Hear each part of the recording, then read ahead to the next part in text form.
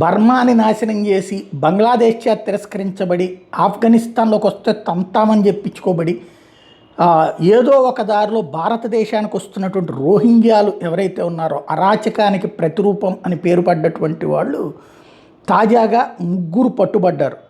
ఈ ముగ్గురు కూడా సలాద్ రైల్వే స్టేషన్లో పట్టుబడ్డారు. ఏంటయ్యా వీళ్ళు వెస్ట్ బెంగాల్కి సంబంధించినటువంటి సలాద్ రైల్వే స్టేషన్లో పట్టుబడ్డారు. వీళ్ళు ఎక్కడికి టిక్కెట్ కొన్నారంటే కాశ్మీర్కి. ఎందుకు వచ్చారయ్యా మీరు అంటే కాశ్మీర్కి వచ్చాం. కాశ్మీర్కి ఎందుకు అయ్యా అంటే అక్కడ ఉద్యోగాలు చేయడానికి వచ్చాం. అక్కడ మీకు ఎవరిస్తారంటే అక్కడైతే దొరుకుతాయి అని మా దేశంలో చెప్పారు అన్నటువంటి, అంటే సంథింగ్ ఎవరో వీళ్ళని అక్కడికి తీసుకొచ్చారు.